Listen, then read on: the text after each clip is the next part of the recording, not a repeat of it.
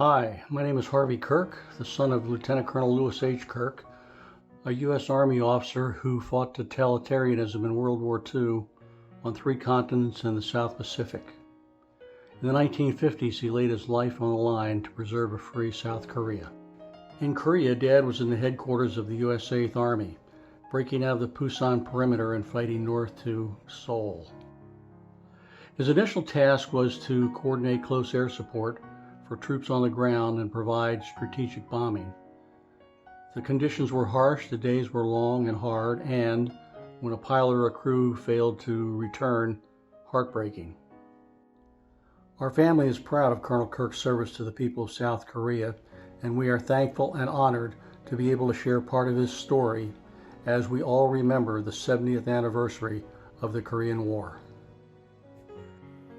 So my father spent roughly 2 years in Korea, 1952 to 1954, and during that time he had lost his best friend Franklin Jordan up in Chorwan about a week before Christmas, 1953.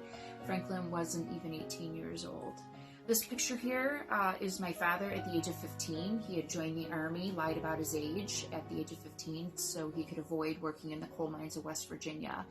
Little did he know he would be shipped to a country he had never heard of.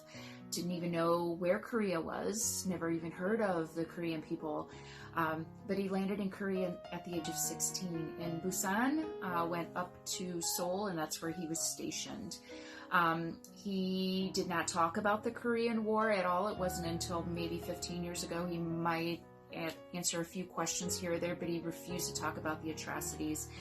He was greatly affected by the amount of orphans that he had seen and experienced, ones that were always looking for food, wanted to play baseball with the soldiers, and my dad became very fond of them and often wondered what had happened to them as he had lost his own mother at the age of 12.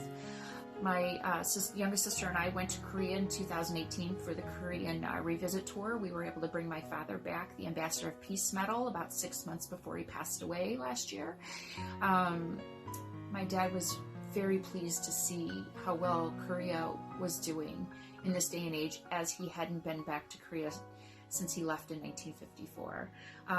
He had a lot of questions, wanted to know what Busan looked like, what Seoul looked like, if we were able to get to Chorwan, which we couldn't because it was in the DMZ.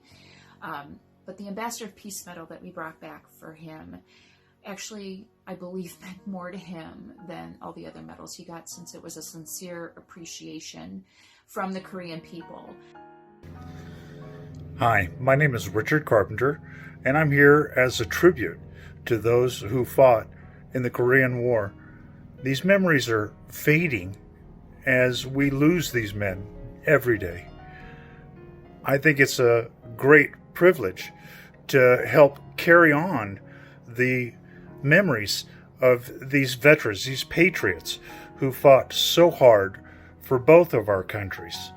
I'm grateful in so many ways. I wouldn't be here if it wasn't for the brave soldiers of Korea that fought in a battle to help save my father's life. Had he perished in that battle, I would not have had the life that I have.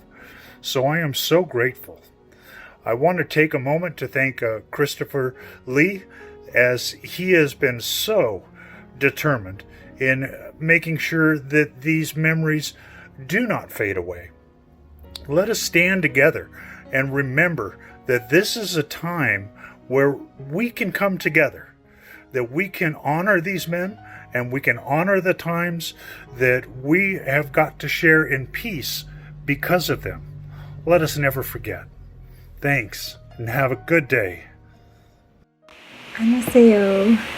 Hello, my name is Julia Molina.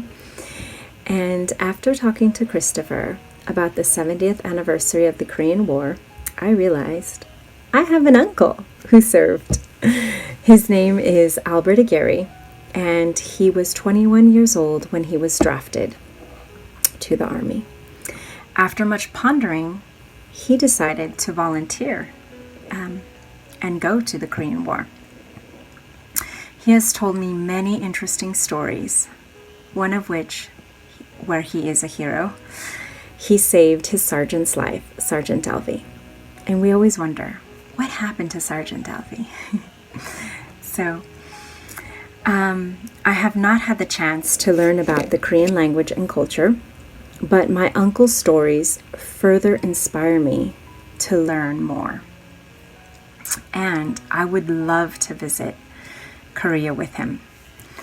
Even though he's 90 years old, he said he would go. And I would be more than happy to accompany him. I thank my uncle, Albert Aguirre, and all the other veterans who served for their sacrifice and their service. Every day we get to live our lives in freedom because of you. Thank you. God bless all of you, my heroes.